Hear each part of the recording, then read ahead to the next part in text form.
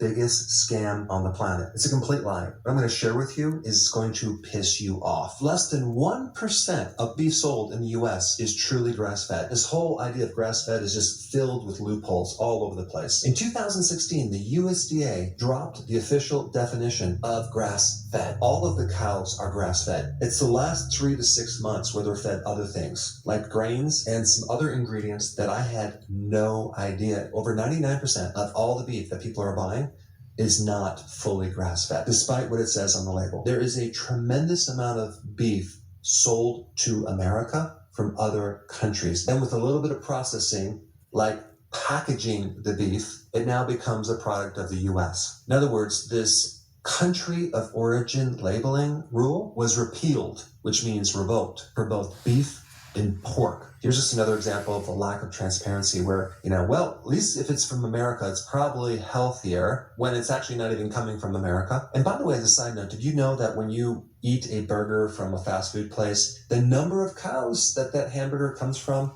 literally can be over 100 different sources because they have this entire processing plant where they're getting meat from all over the place. What people need to realize is what we're talking about is a cow that's very sedentary, that is fatty. And the reason why it's tender is because it has barely any collagen. And without collagen, it's very, very tender. People do like marbled meat that's tender, but what they don't want to know about is how that animal is raised, because what I'm going to tell you now is literally going to make you fall off your chair. And it's what these animals actually eat.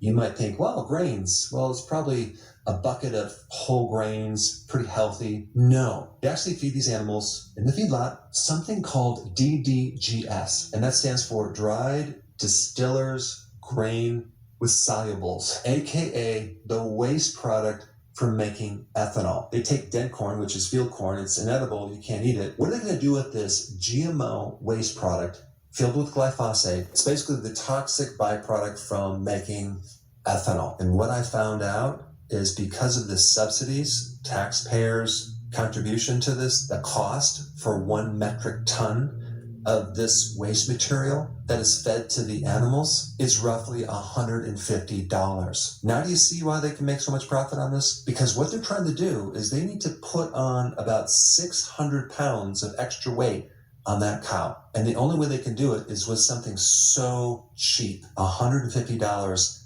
per metric ton. Crazy. So that's the base. And then they add a little fiber. They add limestone, some synthetic vitamins and minerals. And then they add something else called monensin. It's an antibiotic. Antibiotics are used on a regular basis in feedlots in the US. And the reason why they use these antibiotics is because it increases weight gain. Even your grass-fed beef has been given antibiotics, unless it says on the label, no antibiotics. But that's not all. They also add in the US something called beta agonist. This is a medication that enhances the muscle growth to increase another 30 pounds of muscle. And it's something that mimics adrenaline. There's been some studies that show that can actually increase anxiety in humans if you consume that food. So there's 2 types of feedlots.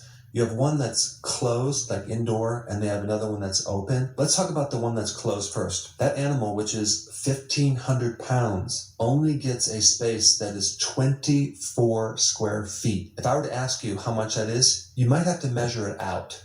But let me just tell you, a parking space that you drive your car into is 128 square feet. So let's compare that, 20 to 24 square feet to 128 square feet. So basically it's 1/6 of a parking place. Not a parking lot, a parking space. So basically you can fit 6 cows into 1 parking space. That's what they live in for 3 to 6 months. They have to make them sedentary and to add all this cheap food to gain the massive weight. So that way you can make the meat marbled and have it very tender, AKA a very sick animal. That's what you're eating. Now the open space in the feedlot doesn't get that much more space. They get roughly about 150 square feet, which is about the same size as a little bit more than that parking space that I just talked about. But again, not much space. So how do you find truly grass-fed beef? You need to look for this, 100% grass-fed, because if it just says grass-fed,